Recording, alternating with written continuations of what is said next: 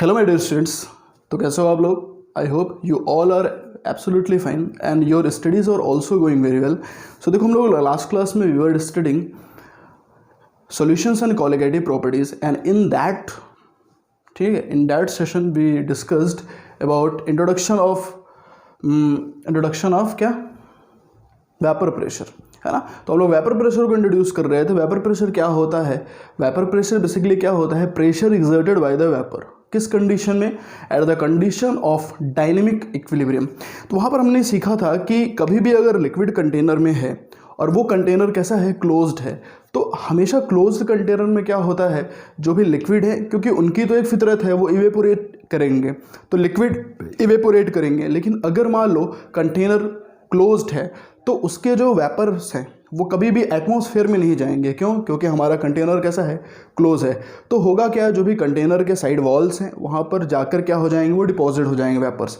तो कुछ देर बाद आफ्टर सम टाइम क्या होगा कि वापस वो जो वेपर्स हैं जो कहीं ना कहीं वॉल पर क्या है, डिपॉजिट है, वो फिर से क्या हो जाएंगे, कंडेंसेशन का प्रोसेस करना शुरू करेंगे। ठीक है, तो अगर क्लोज्ड कंटेनर नहीं होगा तो वहाँ पर सिर्फ एक प्रोसेस होगा, कौन सा? सिर्फ इवेपोरेशन होगा। लेकिन अगर क्लोज्ड कंटेनर हो जाए तो वहाँ पर इवेपोरेशन भी होगा एज वेल एज कंडेंसेशन भी होगा। तो उस कंडीशन में अगर हम बात करें कि अगर रेट ऑफ इवेपोरेशन और रेट ऑफ कंडेंसेशन दोनों ही क्या हो जाएं, इक्वल, ठीक है। क्योंकि शुरू में क्या होगा, जब शुरू हम रिएक्शन को स्टार्ट करेंगे तो हमारे पास सिर्फ और सिर्फ क्या रहेगा, पानी, यानी कि रिएक्टेंट के तौर पर मेरे पास सिर्फ वाटर रहेगा और प्रोडक्ट के तौर पर क्या हमको मिलना है, वेपर मिलना है ड्यूरिंग इवेपोरेशन। तो शुरुआत में टाइम t इक्वल टू 0 पर मेरे पास क्या है, इवेपोरेशन हो रहा है, यानी कि लिक्विड है। लेकिन आफ्टर सर्टेन टाइम, यानी कि एट टाइम t, मेरे पास इवेपोरेशन भी है और मेरे पास क्या है, कंडेंसेशन भी है। मतलब हमारा लिक्विड भी है और फिर क्या है, वेपर्स भी है। लेकिन क्या होगा कि जब लगातार इवेपोरेशन हो रहा है और लगातार कंडेंसेशन हो रहा है तो कभी कभी ऐसा होगा कि दोनों के जो रेट हैं, यानी कि रेट ऑफ इवेपोरेशन और रेट ऑफ कंडेंसेशन क्या हो जाए, दोनों ही इक्वल हो जाएं। ठीक है, क्योंकि कुछ भी हो सकता है, होने को तो ऐसा भी हो सकता है कि पूरा का पूरा जो लिक्विड है वो पूरा का पूरा इवेपोरेट होकर क्या फॉर्म हो जाए, वेपर, और जो भी वेपर्स हैं वो फिर कंडेंसेट करें। ठीक है, ऐसा भी हो सकता है। और ऐसा भी हो सकता है कि जब इवेपोरेशन हो रहा हो इस तरह से, कंडेंसेशन हो रहा हो इस तरह से, कभी न कभी दोनों क्या हो जाएं, बिल्कुल दोनों ही क्या हो जाएं, इक्वल हो जाएं। ठीक है, क्योंकि यही होता आया है। शुरुआत में क्या होता है, सिर्फ इवेपोरेशन होता है, यानी कि सिर्फ रेट ऑफ इवेपोरेशन दिखाई देता है और रेट ऑफ इवेपोरेशन मैक्सिमम होता है। लेकिन एट टाइम t पर क्या होता है, कुछ समय के बाद क्या होता है, कुछ टाइम के बाद होता है क्या, कि रेट ऑफ इवेपोरेशन जो है वो कांस्टेंट हो जाता है। ठीक है, क्लियर ना? क्योंकि टाइम t इक्वल टू 0 पर तो रेट ऑफ कंडेंसेशन 0 होता है, क्योंकि सिर्फ इवेपोरेशन ही हो रहा होता है। लेकिन थोड़े टाइम के बाद क्या होता है, जो भी वेपर्स हैं वो कंडेंसेट करना भी शुरू कर देते हैं। इसलिए जो रेट ऑफ इवेपोरेशन है वो तो कांस्टेंट रहता है, लेकिन जो रेट ऑफ कंडेंसेशन है वो बढ़ता चला जाता है। क्या होने लगता है, बढ़ता चला जाता है। ठीक है, तो ये रहा रेट ऑफ इवेपोरेशन, ये हो चुका है कांस्टेंट, बढ़ते बढ़ते बढ़ते बढ़ते कांस्टेंट हो गया है। अब रेट ऑफ कंडेंसेशन शुरू हो रहा है। थोड़े टाइम के बाद देखो, एक टाइम पर दोनों क्या हो जाएंगे, इक्वल हो जाएंगे। तो हम क्या कहेंगे कि एक ऐसा टाइम जिस टाइम पर रेट ऑफ इवेपोरेशन यानी कि RE और रेट ऑफ कंडेंसेशन यानी कि RC, RE और RC अगर इक्वल हो जाएं, उस कंडीशन को हम क्या बोलते हैं, डायनेमिक इक्विलिब्रियम। क्या बोलते हैं बेटा, डायनेमिक इक्विलिब्रियम। तो उस डायनेमिक इक्विलिब्रियम में, डायनेमिक इक्विलिब्रियम का मतलब क्या है, मतलब क्या है कि जिंदगी भर, पूरा लाइफ टाइम अगर आप उसको उस रिएक्शन में कुछ भी चेंज होने वाला नहीं है। ठीक है, जिंदगी भर चाहे आप उसके अमाउंट को जिंदगी भर उस रिएक्शन में कोई भी चेंज नहीं होना है, उसका अमाउंट वैसा ही वैसा रहने वाला है। यानी कि लिक्विड का जो भी वॉल्यूम है वैसा ही रहेगा, लिक्विड का जो अमाउंट है वो भी वैसा ही रहेगा, प्रोवाइडेड आप उसमें कुछ छेड़खानी न करो तब। क्लियर ना? एक बार अगर इक्विलिब्रियम स्टैब्लिश हो चुका है उसके बाद सिनेरियो में कोई भी चेंज नज़र नहीं आता है। क्लियर ना? ठीक है, एक इक्विलिब्रियम होता है स्टैटिक।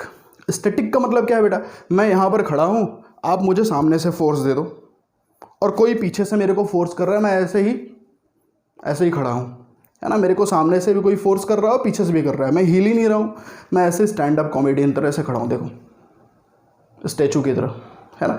ये क्या है, स्टैटिक इक्विलिब्रियम है। जो डायनेमिक इक्विलिब्रियम क्या होता है, आप लोगों ने पढ़ा है केमिकल इक्विलिब्रियम में, वो क्या होता है कि मेरे को कोई इधर से खींच रहा है, मैं इधर जा रहा हूँ, कोई मेरे को इधर खींच रहा है, मैं इधर जा रहा हूँ, मैं इधर इधर करते करते मजे ले रहा हूँ।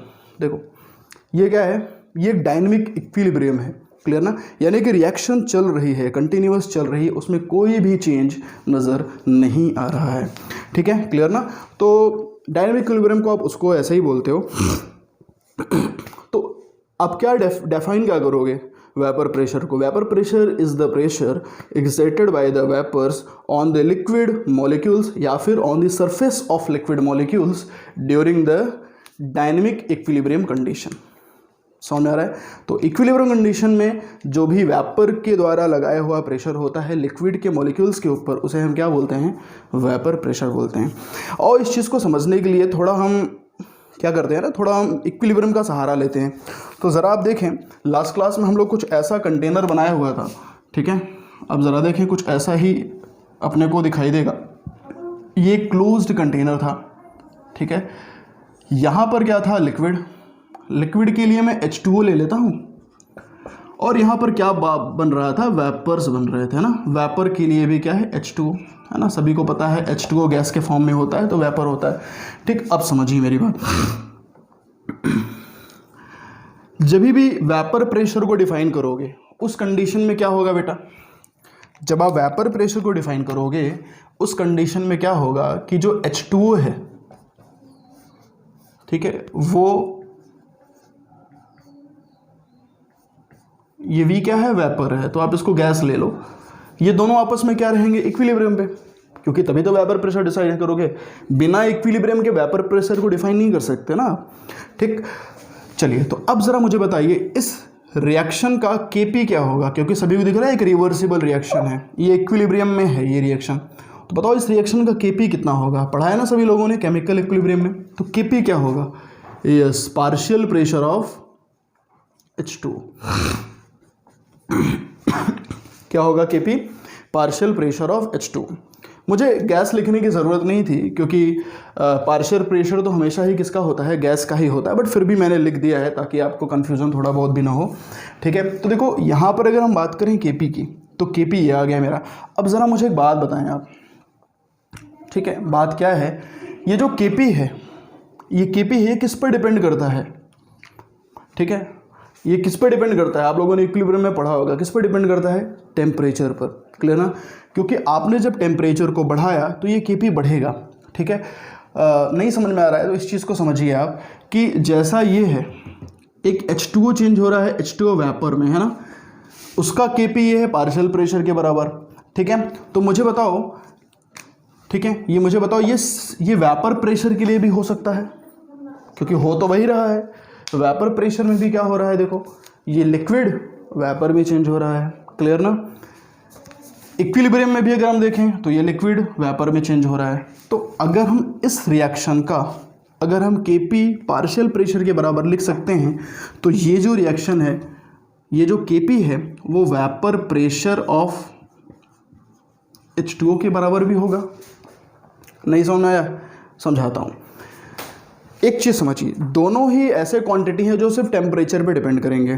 कैसे, देखिए ज़रा ध्यान से, कि अगर मैं लिक्विड को गैस में चेंज करूं, बहुत ध्यान से देखिएगा, और अगर मैं गैस को लिक्विड में चेंज करूं, ठीक है, तो बताओ लिक्विड को अगर हम गैस में चेंज करना चाहते हैं, मुझे टेम्परेचर ज़्यादा देना पड़ेगा, ऑब्वियसली बात है। यानी कि ये रिएक्शन कैसा है, एंडोथर्मिक है। कैसा है, एंडोथर्मिक है, सही है। गैस को लिक्विड में चेंज करना है तो एनर्जी रिलीज होगी, तो ये कैसा हो गया, एक्सोथर्मिक हो गया। ये बात तो आपको समझ में आ रही है, ठीक है। और ली चैटेलियर्स प्रिंसिपल्स के थ्रू ये चीज़ आपको पता चलता है। कौन सा प्रिंसिपल, ली चैटेलियर्स प्रिंसिपल। उसमें आपको ये कहा जाता है कि अगर रिएक्शन एंडोथर्मिक है, if reaction is endothermic, then Kp या फिर Kc दोनों ही बढ़ते हैं ऑन इंक्रीजिंग टेम्परेचर। दिख रहा है सभी को।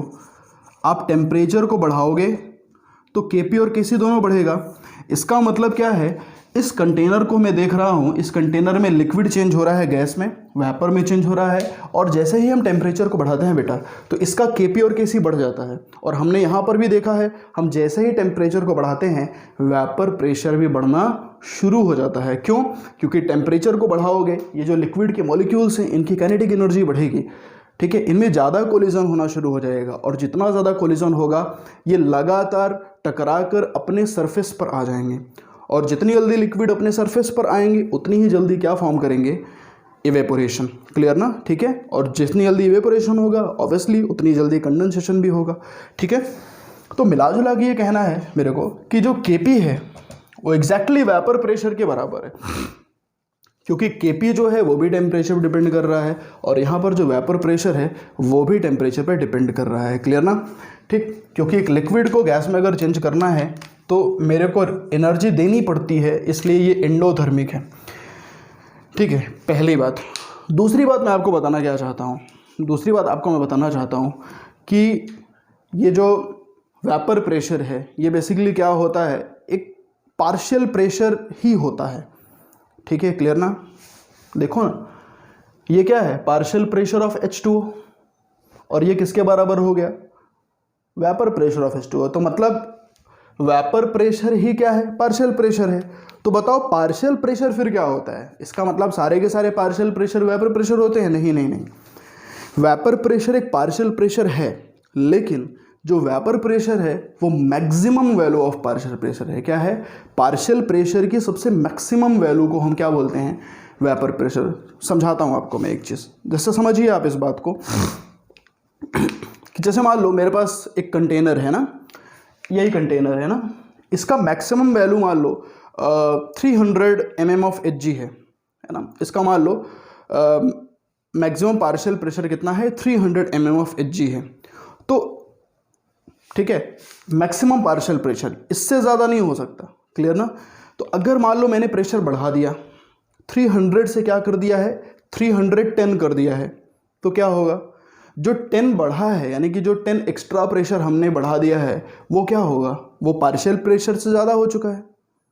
पार्शियल प्रेशर तो 300 ही था, हमने क्या कर दिया है, 10 mm ऑफ Hg एक्स्ट्रा दे दिया, तो कितना हो गया, 310।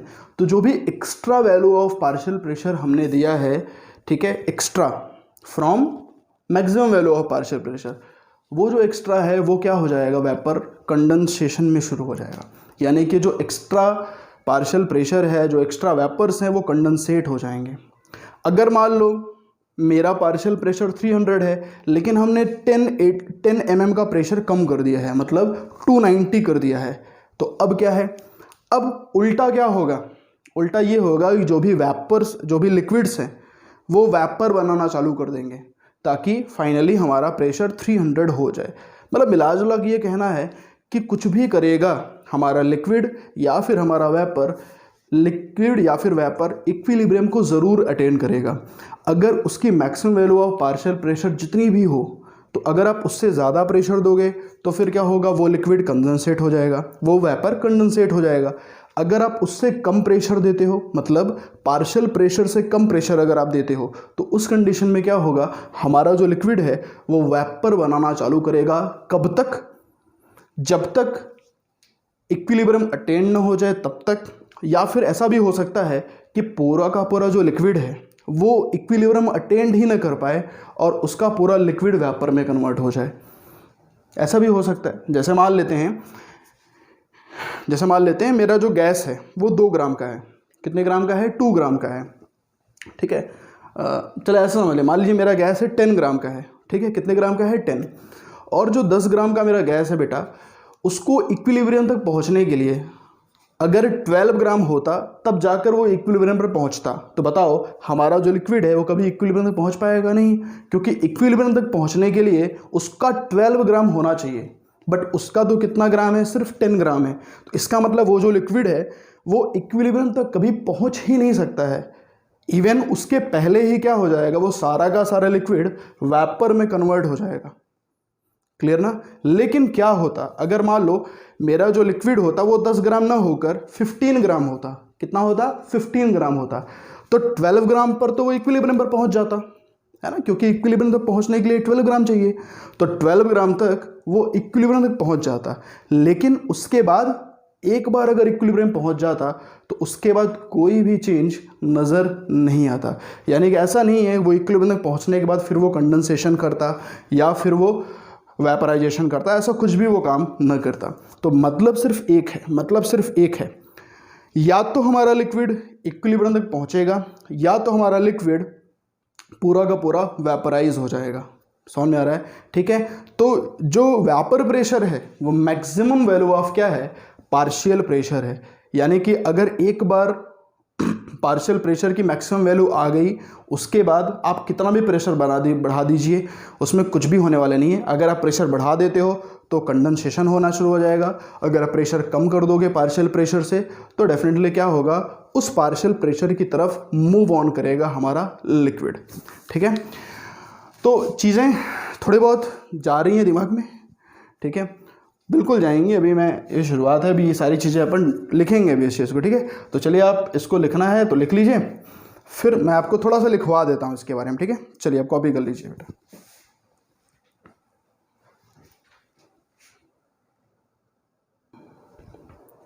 ओके, तो let me discuss first properties of vapour pressure. ठीक है बेटा, तो वेपर प्रेशर की प्रॉपर्टीज क्या क्या होती हैं हम यहाँ पर बात करने वाले हैं। तो पहले जो प्रॉपर्टी आप देखो, वेपर प्रेशर क्या होता है, is the maximum value of partial pressure. ठीक है, पार्शियल प्रेशर की मैक्सिमम वैल्यू होती है if we increase pressure above partial pressure. अगर हम पार्शियल प्रेशर से ज़्यादा प्रेशर दे देते हैं then extra vapours will condensed, जो एक्स्ट्रा वेपर है वो कंडेंस्ड हो जाएगा। ठीक है, and forms condense and forms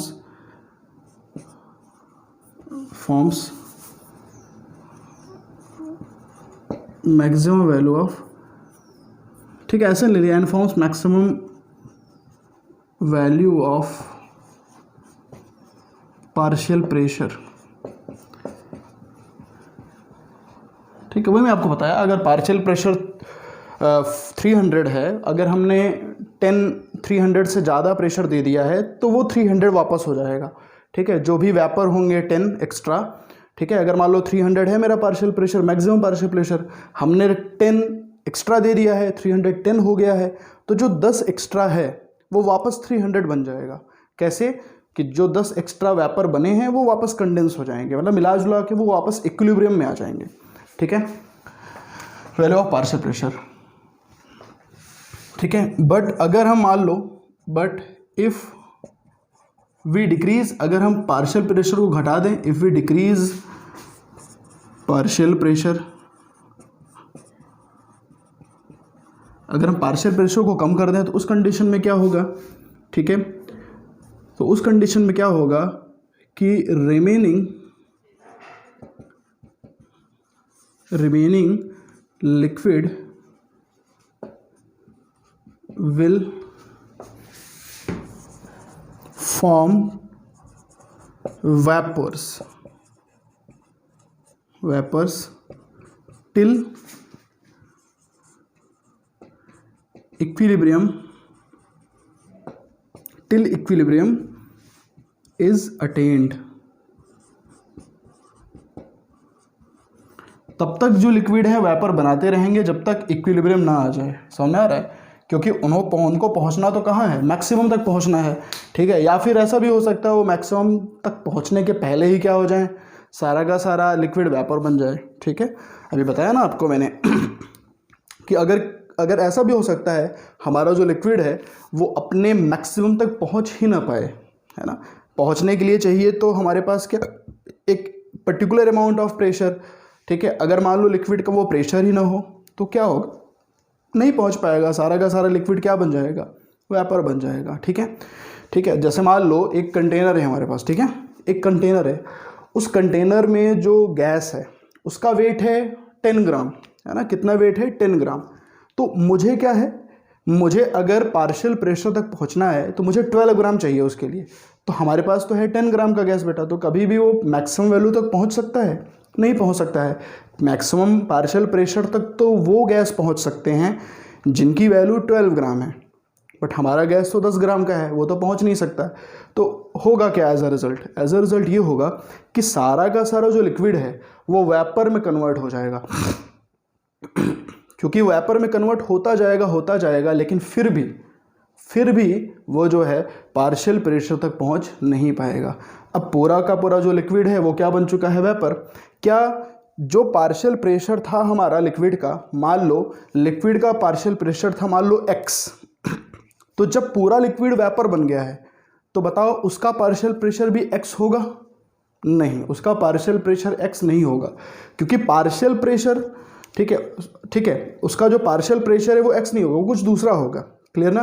क्योंकि लिक्विड का जो प्रेशर है वो अलग है, गैस का जो प्रेशर है वो अलग है। अब आप कहोगे लिक्विड से ही तो गैस बन रहा है, ठीक है, तो मैं आपको समझा रहा हूँ, थोड़ा सा आपको टिपिकल लग सकता है, मैं चीज़ों को आपको समझा दूंगा, ठीक है। मेरा सिर्फ कहने का सिर्फ एक मतलब है, अगर आपके कंटेनर का वेपर प्रेशर x है तो जब पूरा का पूरा लिक्विड वेपर में कन्वर्ट हो गया है तो अब उस वेपर का जो वेपर प्रेशर है वो x नहीं हो सकता, वो कुछ अलग होगा। क्लियर ना? क्योंकि वेपर प्रेशर तभी डिफाइन हो सकता है जब आपके पास दो कंपोनेंट हो, एक रिएक्टेंट हो, दूसरा प्रोडक्ट हो। लेकिन अभी आपके पास सिर्फ लिक्विड है। जब पूरा लिक्विड वेपर में कन्वर्ट हो चुका है तो बेटा इक्विलिब्रियम कहाँ अटेंड हुआ?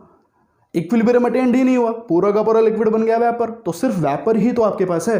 तो जब सिर्फ वेपर है यानी कि सिर्फ प्रोडक्ट है तो वेपर प्रेशर कैसे डिफाइन कर सकते हो आपको? तब वहां पर क्या डिफाइन होगा? पार्शियल प्रेशर, ठीक है। तो वेपर प्रेशर सिर्फ वहां पर डिफाइन होगा जब आपका लिक्विड और आपका वेपर दोनों ही किस फेज में होंगे? इक्विलिब्रियम कंडीशन में होंगे, तभी आप डिफाइन कर सकते हो वेपर प्रेशर, ठीक है। चलिए, ये पहली। क्लियर? दूसरी बात आपको ध्यान रखनी है, जो वेपर प्रेशर है वो एक कांस्टेंट होता है, ठीक है। तो मैं वेपर प्रेशर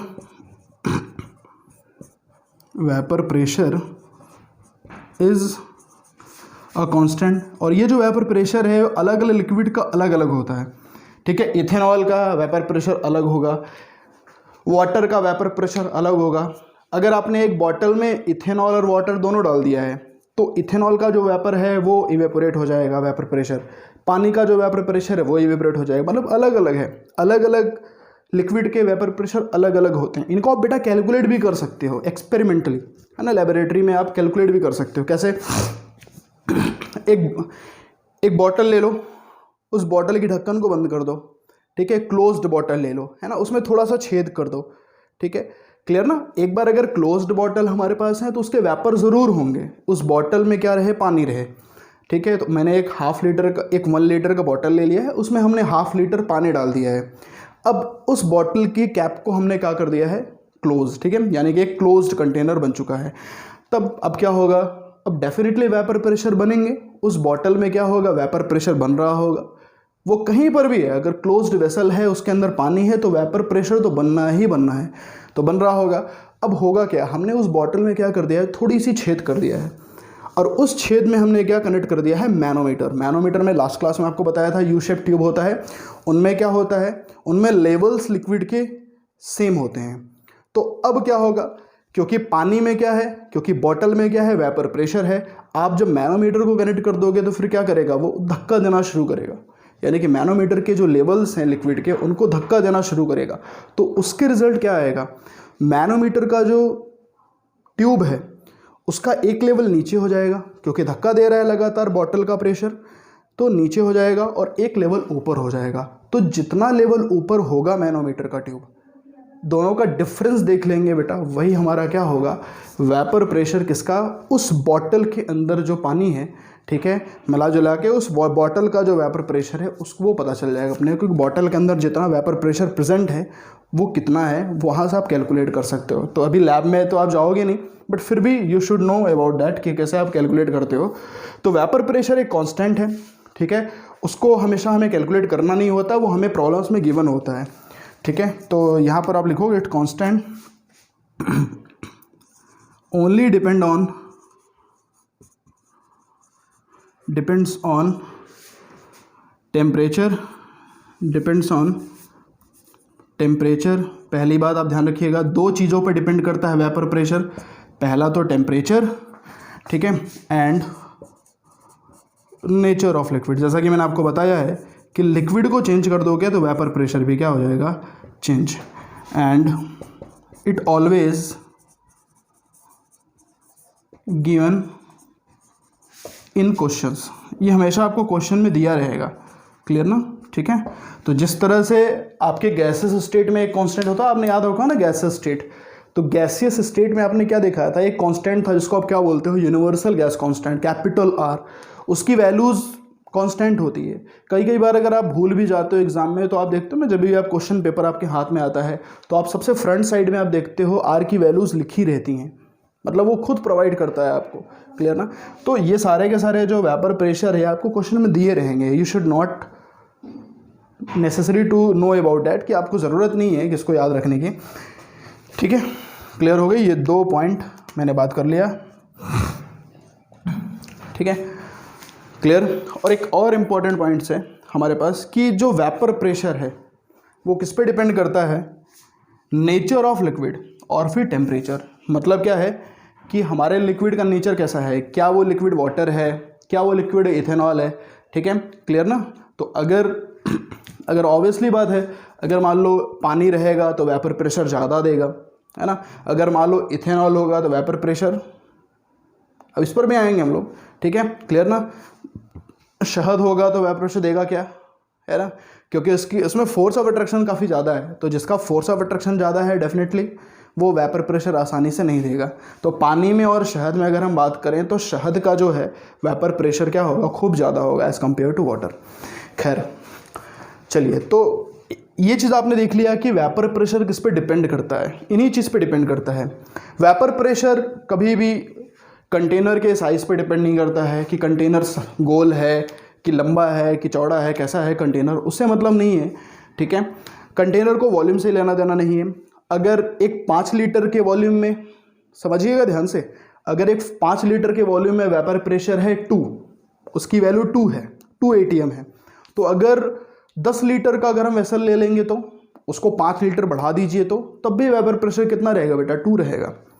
अगर एक सर्कुलर कंटेनर ले लिया है हमने, उसमें वेपर प्रेशर अगर मान लो 5 है, तो अगर हमने एक लंबा उस सर्कुलर को थोड़ा सा स्ट्रेच कर दिया, काफ़ी बड़ा बना दिया है, उसके साइज़ को चेंज कर दिया है, उसके सरफेस एरिया को हमने चेंज कर दिया है, फिर भी वेपर प्रेशर कितना रहेगा, 5 ही रहेगा जितना पहले था, ठीक है, क्लियर ना।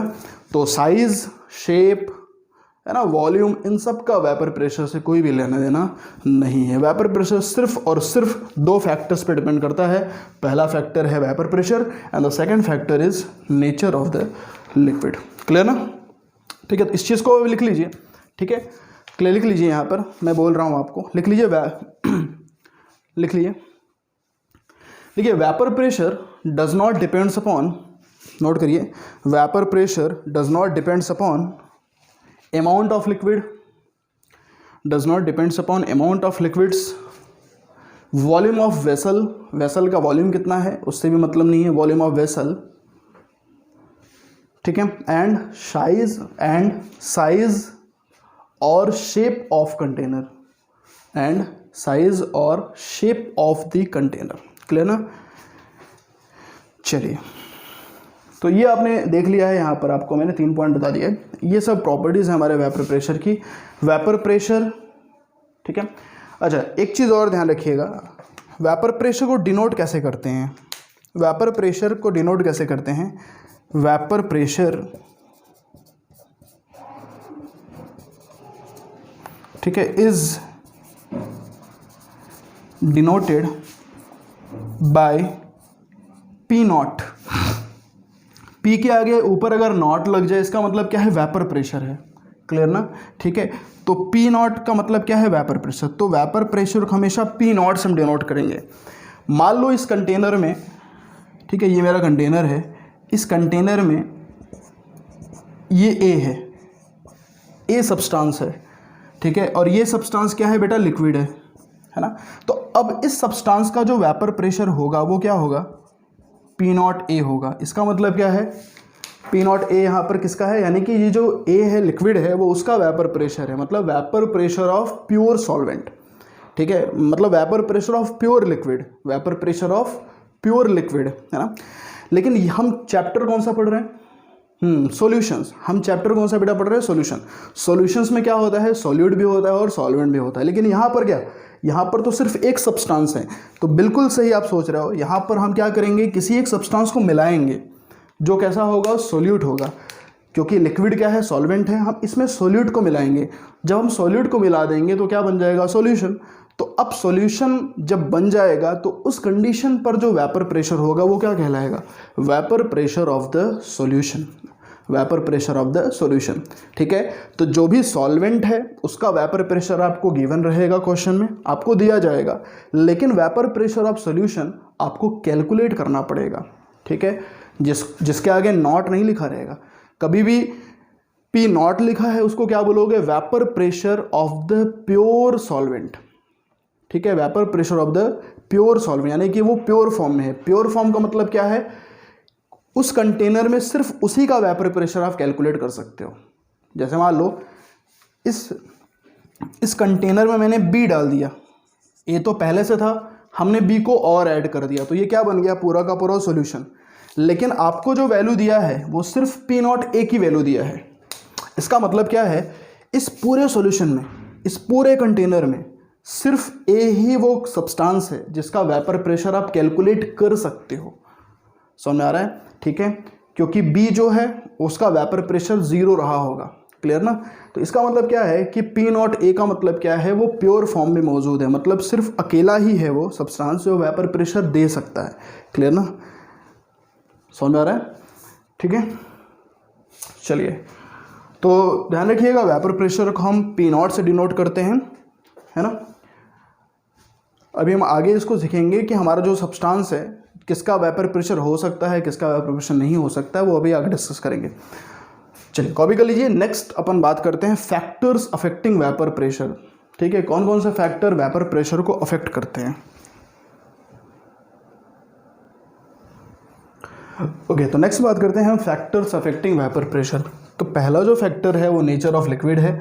जैसा कि मैंने आपको बताया है, जो वेपर प्रेशर है वो 2 फैक्टर्स पे ज़्यादा डिपेंड करता है, नेचर ऑफ लिक्विड और फिर क्या, टेम्परेचर, क्लियर ना। तो यहाँ पर नेचर ऑफ लिक्विड में आप क्या बात कर सकते हो कि नेचर ऑफ लिक्विड आपको क्या ध्यान रखना है कि नेचर ऑफ लिक्विड में क्या होता है, जो वेपर प्रेशर होता है वो क्या होता है, inversely proportional to force of attraction of molecules. Molecules के बीच में फोर्स ऑफ अट्रैक्शन जितना ज़्यादा होगा वेपर प्रेशर उतना ही कम हो जाएगा। फॉर एग्जांपल अगर हम बात करें,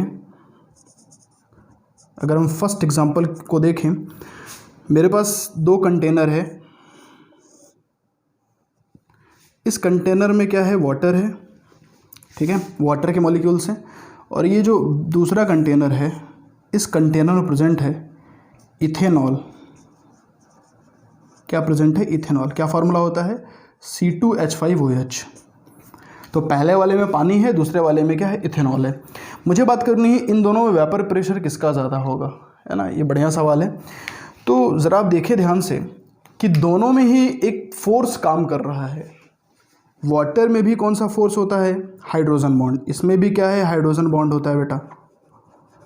इसमें भी क्या होता है, हाइड्रोजन बॉन्डिंग होती है, क्योंकि मॉलिक्यूल्स के बीच में 2 टाइप की बॉन्डिंग हमने पढ़ रखी है केमिकल बॉन्ड में। पहला होता है वैन वाल फोर्स ऑफ अट्रैक्शन, दूसरा होता है H बॉन्डिंग। तो यहाँ पर तो H बॉन्डिंग है, क्लियर। तो नाउ अब हम बात करते हैं किसमें H बॉन्डिंग ज़्यादा है, क्योंकि आपको भी पता है जिसमें हाइड्रोजन बॉन्ड ज़्यादा होगा उसके मॉलिक्यूल्स के बीच में फोर्स ऑफ अट्रैक्शन भी क्या होगा, खूब ज़्यादा होगी। तो ज़्यादा होगा फोर्स ऑफ अट्रैक्शन, तो as a result vapour pressure कम हो जाएगा। तो इन दोनों में वेपर प्रेशर बेटा उसका ज़्यादा होगा जिसमें हाइड्रोजन बॉन्डिंग कम होंगी, है ना, ठीक है। तो हमें देखना है हाइड्रोजन बॉन्डिंग किसका ज़्यादा है, किसका कम है। तो बताओ, सभी लोगों ने केमिकल बॉन्डिंग पढ़ रखा है। तो H2O में हाइड्रोजन बॉन्डिंग ज़्यादा होती है कि इथेनॉल में, H2O में ज़्यादा होती है। आपने पढ़ा होगा ना, वाटर में कितने हाइड्रोजन बॉन्ड होते हैं, 4। कैसे, देखो वाटर में देखो कितने 4 हाइड्रोजन बॉन्ड होते हैं। देखो यहाँ पर क्या है ना, वाटर वाटर वाटर के मॉलिक्यूल देखो हाइड्रोजन बॉन्ड कर रहे हैं, H2O H2O। यहाँ पर एक ऑक्सीजन है, यहाँ पर ये और यहाँ पर ये, ऐसा ही है, ठीक। ऑक्सीजन के साथ कभी भी हाइड्रोजन आ जाए तो ध्यान रखिएगा हाइड्रोजन बॉन्डिंग तो होनी ही होनी है। अब कितने हाइड्रोजन बॉन्डिंग होनी है उसके लिए क्या देखना है आपको, लोन पेयर्स। देखो ज़रा ध्यान से, ये जो हाइड्रोजन है यहाँ से एक हाइड्रोजन बॉन्डिंग होगी, यहाँ से भी एक हाइड्रोजन बॉन्डिंग होगी। अब ज़रा देखें इस ऑक्सीजन के पास 2 लोन पेयर पहले से है, तो ये जो पहला लोन पेयर है वो इस हाइड्रोजन को डोनेट कर देगा, तो यहाँ से तीसरी हाइड्रोजन बॉन्डिंग हो जाएगी। ये जो लोन पेयर है वो अपने आने वाले 4th हाइड्रोजन को क्या कर देगा, डोनेट कर देगा। तो यहाँ पर कौन सी हाइड्रोजन बॉन्डिंग हो जाएगी, ऑब्वियसली बात है कितनी, 4। तो 4 हाइड्रोजन बॉन्डिंग हो जाएगी, ठीक है, क्लियर ना। तो 2 हाइड्रोजन बॉन्डिंग इधर से, और ये जो एक और ऑक्सीजन है वहाँ से 2 हाइड्रोजन बॉन्डिंग आपको देखने को मिलेगी। सॉरी यहाँ पे है, हाँ ये दो, ठीक है, इनके बीच में यहाँ से आप बना सकते हो। तो कहने का मतलब मैं क्या बताना चाहता हूँ आपको बताना यही चाहता हूँ कि यहाँ पर 4 हाइड्रोजन बॉन्डिंग है, बट यहाँ पर क्या होगा, यहाँ पर ऑक्सीजन और ये हाइड्रोजन, उसके बाजू में कौन है, C2H5 है। तो ये हाइड्रोजन तो हाइड्रोजन बॉन्डिंग फॉर्म करेगा। क्या ये कंपाउंड कैपेबल है हाइड्रोजन बॉन्डिंग फॉर्म करने के लिए, नहीं, ये जो कंपाउंड है वो हाइड्रोजन बॉन्डिंग नहीं बनाएगा। तो आप देख सकते हो यहाँ पर 4 हाइड्रोजन बॉन्डिंग बन रहे हैं और यहाँ पर सिर्फ 1 हाइड्रोजन बॉन्डिंग बन रहा है। इसका मतलब हाइड्रोजन बॉन्डिंग H2O का क्या है, ज़्यादा है, ठीक है। तो यानी क्या बोलोगे आप, force of attraction of H2O is more than force of attraction in C2H5।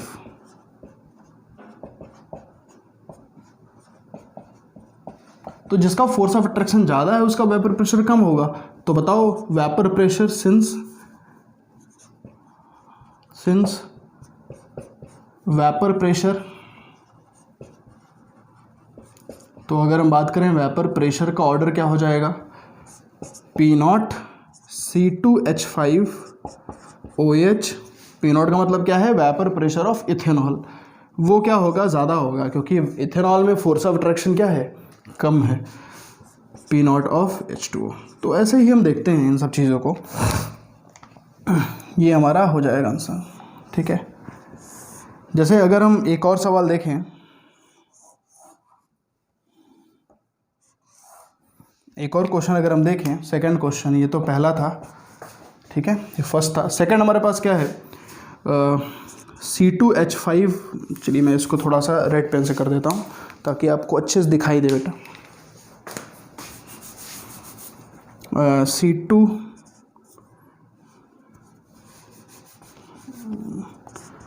C2H5OH, ठीक है, इसको मान लेते हैं A, है ना। नेक्स्ट हम बात करें इथाइलिन ग्लाइकोल, ये तो इथेनॉल है, इथाइलिन ग्लाइकोल कैसे बनेगा, CH2OH और फिर क्या है, CH2OH, ये इथाइलिन ग्लाइकोल हो गया, इसको मान लेते हैं B। और ग्लिसरीन तो CH2OH,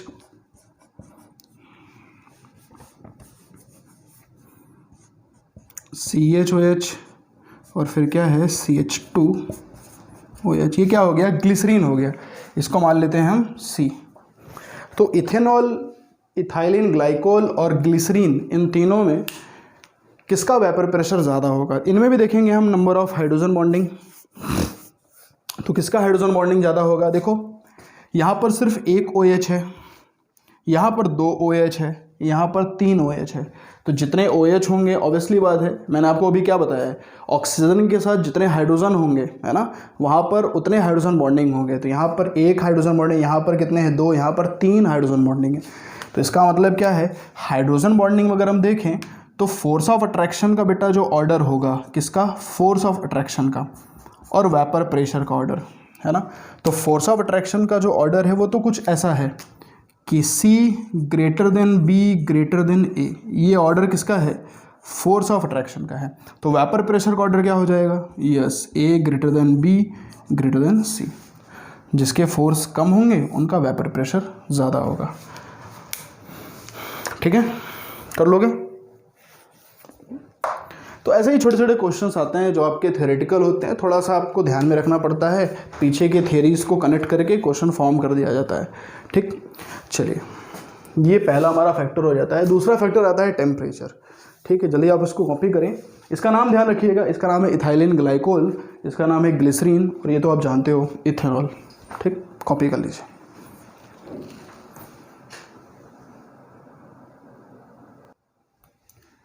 ओके, तो नेक्स्ट हम बात करते हैं अपना टेम्परेचर। तो नेक्स्ट हमारा जो फैक्टर है वो क्या है बेटा? टेम्परेचर है। तो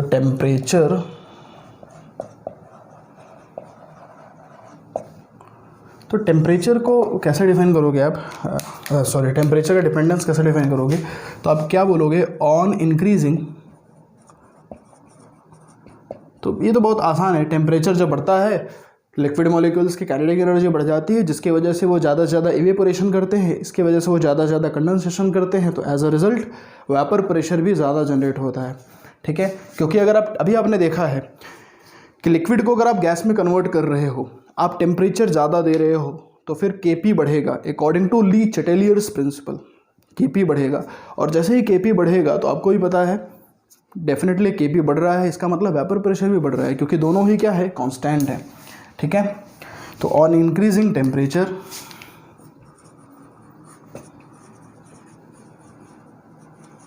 ठीक है, kinetic energy of liquid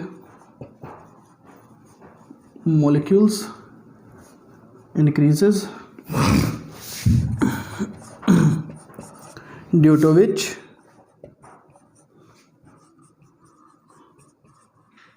evaporation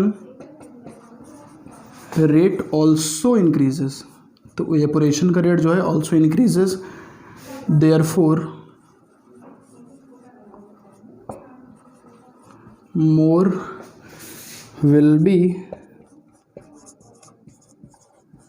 rate of condensation. तो कंडेंसेशन भी क्या होगा? ज़्यादा ही होगा। तो as a result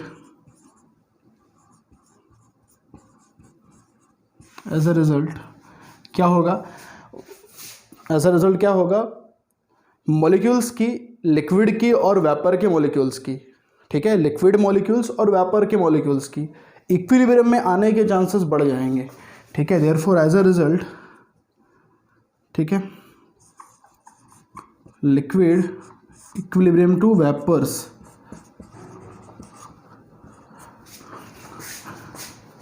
liquid as a result liquid vapour equilibrium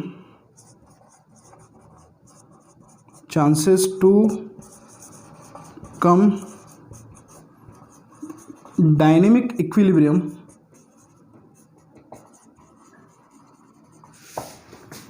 increases, so vapor pressure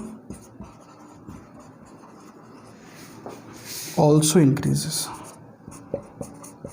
तो कहने का मतलब सिर्फ एक ही है कि vapour pressure directly proportional to the temperature. तो देखो ना, खोदा पहाड़ निकली चुहिया, है ना, कहते हैं ना, इतनी बड़ी चीज़ें है इतना छोटा सा। तो आप अभी ध्यान रख लें कि वेपर प्रेशर टेम्परेचर पे डायरेक्टली प्रोपोर्शनल होता है। क्यों होता है ये पूरा का पूरा मैं आपको लिख कर दे दिया हूँ। ठीक है, पढ़ लीजिए आप।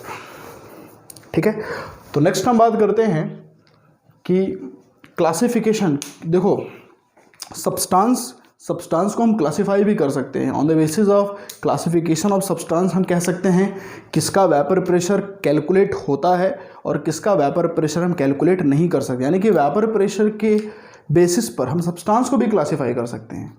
हम कह सकते हैं ये सब्सटेंस ऐसा होगा अगर इसका वेपर प्रेशर ये होगा तो। ठीक है, तो वेपर प्रेशर जो है सब्सटेंस को भी क्लासीफाई करने में हेल्प करता है। तो कॉपी करिए, फिर अपन बात करते हैं इसके आगे।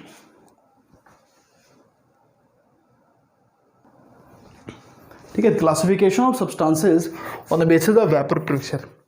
तो वेपर प्रेशर के बेसिस पे हम सब्सटेंस को क्लासीफाई भी कर सकते हैं। तो यहाँ पर देखें, on the basis of vapour pressure substance mainly classified into two types। तो जो भी हमारे सब्सटेंस होते हैं वो दो टाइप के होते हैं on the basis of vapour pressure. तो therefore we can say vapour pressure can also use to classify the substances into two types. Whenever we talk about first substance, then it would be volatile substances। volatile substances ये बहुत important है। तो हमारे पास दो type के substances होते हैं, एक सब्सटेंस को हम बोलते हैं volatile substance, तो दूसरा सब्सटेंस होता है उसका भाई जैसी नॉन वोलेटाइल सब्सटेंस। तो वोलेटाइल सब्सटेंस का मतलब क्या है? Substances having definite value of vapour pressure, यानी कि वो सब्सटेंस जिनका एक डेफिनिट वेपर प्रेशर हो उनको हम क्या बोलते हैं? Volatile substance. मतलब क्या है? That is P not not equal to zero, क्योंकि वेपर प्रेशर जब जीरो नहीं होगा तो बेटा कुछ ना कुछ होगा। तो वो सब्सटेंस जिनका कुछ ना कुछ क्या हो? वेपर प्रेशर हो, उसे हम क्या बोलते हैं? Volatile substance. बोलो बात समझ में आ रही है? ठीक है, क्लियर ना? जैसे फॉर एग्जांपल हमारे इस चैप्टर में मैं कुछ एग्जांपल आपको दे रहा हूँ। सबसे ज़्यादा मोस्ट कॉमनली वो एग्जांपल्स आपको फेस करने पड़ेंगे। जैसे मैं बोल दूँ आपसे वाटर है ना, सबसे पहला है वाटर है, इथेनॉल है, फॉर्मूले लिख रहा हूँ मैं, इथेनॉल है, मेथेनॉल है, बेंजीन है C6H6, ठीक है, लिख देता हूँ मैं, चलो यहाँ पर बेंजीन, टॉल्यूइन है। ये मेजरली आपको दिखाई देते हैं आपके C7, टॉल्यूइन का फॉर्मूला क्या है? C7H8, बेंजीन के ऊपर रखता है ना CH3 का ग्रुप, ठीक है। तो ये सभी एग्जांपल्स हैं, इनके आगे और भी हैं बट अभी हम मेजर यही लेते हैं। इनको क्या बोलेंगे? Volatile substances. अगर हम बात करें यहाँ पर सेकेंडली नॉन वोलेटाइल सब्सटेंस होता है।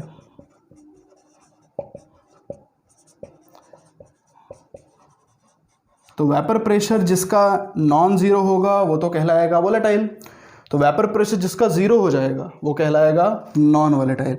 यानी कि सब्सटेंस हैविंग, ठीक है, हैविंग ज़ीरो वेपर प्रेशर,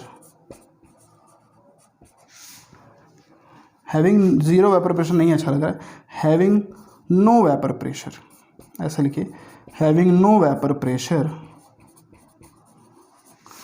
ठीक है, that is P not equal to zero, P not equal to zero are known as, उसको हम क्या बोलते हैं?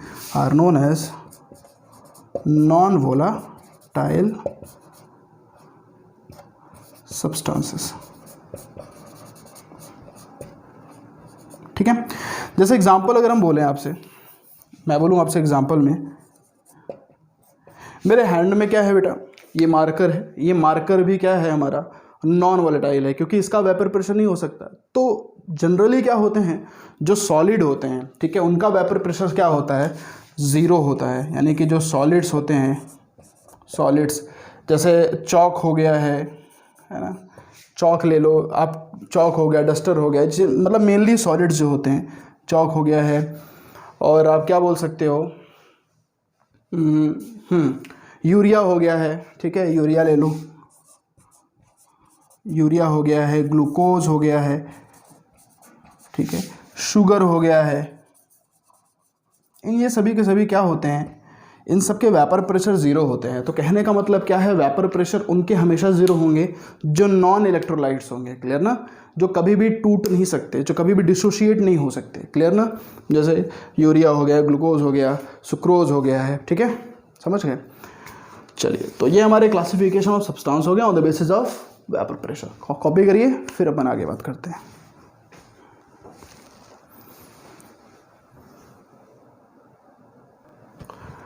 ओके, तो अब हम बात करने वाले एक बहुत इंपॉर्टेंट कंसेप्ट की तरफ, concept of bubble point and due point, है ना, ये भी इंपॉर्टेंट है। तो देखो बबल पॉइंट क्या होता है उसको देखें सबसे पहले आप। बबल पॉइंट, बबल जानते हो ना, बबल्स, जो भी पानी में जब आप बॉयल करते हो तो बबल निकलते हैं, वही है बबल पॉइंट। बबल पॉइंट जिसको हम BP से डिनोट करेंगे। समझिए मैं क्या सिखाना चाहता हूँ। बबल पॉइंट क्या होता है? पॉइंट एट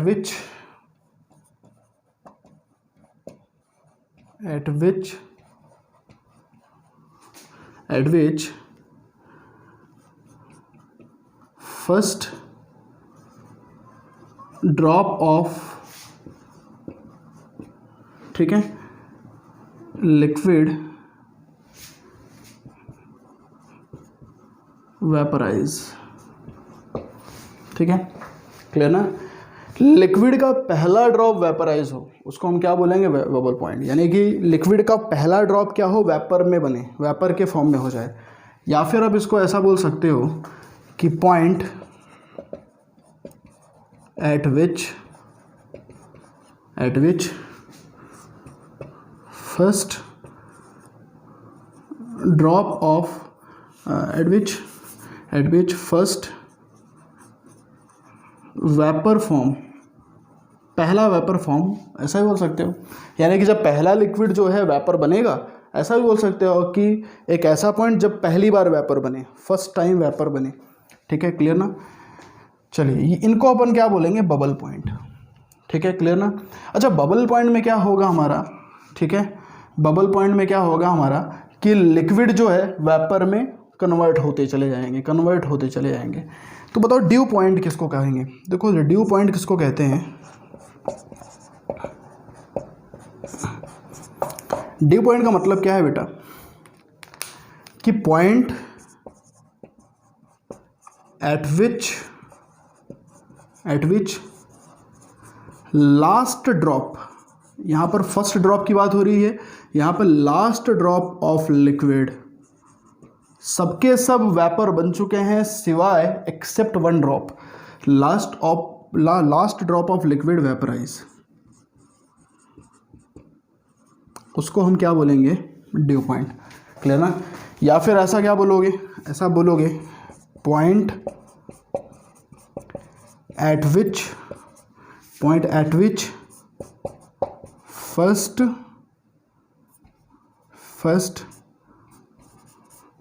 वेपर कंडेंसेट, पहली बार वेपर क्या हुआ? कंडेंसेट हुआ। ठीक है, ये दोनों ध्यान रखिए ड्यू पॉइंट में। ठीक है, तो बबल पॉइंट क्या होता है? जब पहला ड्रॉप क्या हो? लिक्विड में कन्वर्ट हो जाए, पहला ड्रॉप लिक्विड का वेपर में कन्वर्ट हो जाए, उस पॉइंट को हम क्या बोलेंगे? Due point, bubble point. तो ड्यू पॉइंट किसको कहेंगे? कि लास्ट ड्रॉप लिक्विड का वेपर में कन्वर्ट हो रहा है, उसको हम क्या बोलेंगे? ड्यू पॉइंट बोल रहे हैं। ठीक है, क्लियर ना? चलिए अब आगे। अब ज़रा मुझे बताइए कि हमारा जो लिक्विड और वेपर में जो इक्विलिब्रियम बना हुआ है, जिनमें वेपर प्रेशर डिफाइंड होता है, वेपर प्रेशर इसी कंडीशन में डिफाइन होता है ना, जब लिक्विड और वेपर आपस में क्या है? इक्विलिब्रियम पे हैं। ये किस पॉइंट पर रहेंगे, है ना? तो ऑब्वियसली बात है, जब तक लिक्विड पूरी तरह से वेपर में चेंज नहीं हो जाता है, तब तक जो है ये इक्विलिब्रियम बना रहेगा। क्लियर ना? एक बार जैसे ही लिक्विड वेपर में चेंज हुआ, वैसे ही क्या होगा? इक्विलिब्रियम इस्टेब्लिश होना शुरू हो जाएगा। क्लियर ना? वैसे ही इक्विलिब्रियम आना शुरू हो जाएगा। तो जब तक बबल पॉइंट रहेगा और ड्यू पॉइंट रहेगा, उनके बीच में हमेशा इक्विलिब्रियम इस्टेब्लिश रहेगा। ठीक है, या क्या बोलोगे? In between bubble point and due point vapour pressure is defined, मतलब इक्विलिब्रियम यहाँ पर इस्टेब्लिश रहेगा। लेकिन क्या होगा ड्यू पॉइंट के बाद? ड्यू पॉइंट के बाद क्या होगा बेटा? लास्ट ड्रॉप ऑफ लिक्विड जब वेपर बन जाएगा तो पूरा का पूरा हमारे कंटेनर में क्या रहेगा? सिर्फ वेपर रहेगा। तो ड्यू पॉइंट के बाद वेपर प्रेशर चेंज हो जाएगा। क्लियर ना? बबल पॉइंट के पहले वेपर प्रेशर कुछ अलग रहेगा। ठीक है, क्लियर ना? बबल पॉइंट के पहले जो है हमारा सिर्फ और सिर्फ लिक्विड रहेगा, वेपर तो ज़ीरो रहेगा ना। ठीक है, तो जब तक हमारा लिक्विड और वेपर दोनों एक साथ ना हो, तब तक हम वेपर प्रेशर को डिफाइन नहीं करेंगे। तो मुझे दो चीज़ें नहीं बताओ, मुझे तीन चीज़ें आपसे पूछनी है। पहली चीज़ क्या पूछनी है बेटा? कि मुझे बताओ कि पार्शियल प्रेशर ऑफ लिक्विड कब रहेगा? हाँ, बबल पॉइंट के पहले जो प्रेशर होगा पानी का, उसको वेपर प्रेशर आप थोड़ी ना कहोगे, क्योंकि वेपर तो बना ही नहीं अभी। तो बबल पॉइंट के पहले जो लिक्विड का प्रेशर होगा उसको क्या बोलोगे? Partial pressure of that liquid. लेकिन बबल पॉइंट के बनने के बाद और ड्यू पॉइंट के बनने के पहले जो प्रेशर रहेगा उसको क्या बोलोगे? उसको पार्शियल प्रेशर नहीं बोलोगे, उसको क्या बोलोगे? Vapour pressure. क्यों? तब तक क्या रहेगा? हमारा इक्विलिब्रियम एस्टैब्लिश रहेगा। What is the pressure after due point? Due point का मतलब क्या है? जब लास्ट ड्रॉप जो है लिक्विड का वेपर बन चुका है। तो ड्यू पॉइंट के बाद क्या हुआ? अब फिर से वेपर प्रेशर चेंज हो गया। क्या हो गया? वो पार्शियल प्रेशर ऑफ गैस हो गया, क्योंकि लिक्विड पूरा का पूरा खत्म हो चुका है। ठीक है, उस चीज़ को मैं अभी यहाँ समझाना चाहता हूँ आपको। ठीक है, तो ध्यान रखना इस चीज़ को।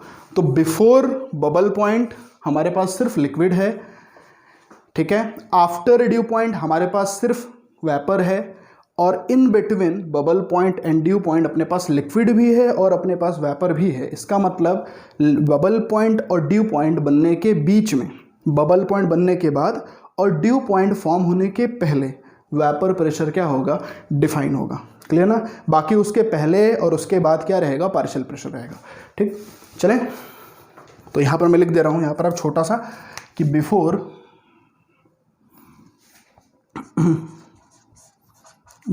बबल पॉइंट, समझ जाओगे ना? बिफोर बॉइलिंग पॉइंट मत समझ लेना यहाँ पे, ये क्या है? Before bubble point. ठीक है, और between bubble point and due point, है ना?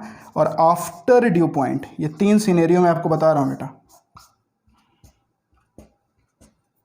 ठीक है, याद रहेगा। देखो, तो बबल पॉइंट के पहले हमारे पास कंटेनर में ओनली लिक्विड है, ओनली लिक्विड प्रेजेंट, सिर्फ लिक्विड प्रेजेंट है। ठीक है, क्लियर? बबल पॉइंट और ड्यू पॉइंट जब दोनों हैं तब क्या है हमारे पास? लिक्विड एंड वेपर, बोथ, दोनों ही हैं। लेकिन ड्यू पॉइंट का मतलब क्या है? Last drop of liquid vaporise. जब बेटा लिक्विड का लास्ट ड्रॉप भी वेपराइज हो जाएगा तो पूरा का पूरा क्या बना? बचा, वेपर बचा ना, क्योंकि सारा का सारा लिक्विड तो वेपराइज हो चुका। इसका मतलब सिर्फ ओनली वेपर प्रेजेंट रहेगा। ये मैं आपको समझाना चाहता हूँ, सिर्फ वेपर प्रेजेंट रहेगा। तो जब तक लिक्विड रहेगा तो पार्शियल प्रेशर ऑफ लिक्विड कहलाएगा, जब ये दोनों प्रेजेंट रहेंगे तो वेपर प्रेशर ऑफ लिक्विड कहलाएगा। लेकिन जब सिर्फ वेपर रहेगा तो ये पार्शियल प्रेशर ऑफ गैस कहलाएगा। तो प्रेशर कब कब चेंज हो रहा है समझिए। यहाँ पर प्रेशर अलग रहेगा, यहाँ पर प्रेशर अलग रहेगा। ठीक है, ये जो प्रेशर है ये तब तक बना रहेगा। ये जो प्रेशर यहाँ पर सेकंड वाले में प्रेशर कौन सा रहेगा? Vapour pressure. वेपर प्रेशर ये तब तक बना रहेगा जब तक पूरी तरह से लिक्विड वेपराइज ना हो जाए। क्लियर ना? यहाँ पर प्रेशर फिर से चेंज हो जाएगा, क्योंकि अब लिक्विड है ही नहीं है, अब तो सिर्फ क्या हो चुका है? गैस हो चुका है। क्लियर ना? ठीक, कॉपी कर लीजिए इसको, फिर अपन आगे डिस्कस करते हैं।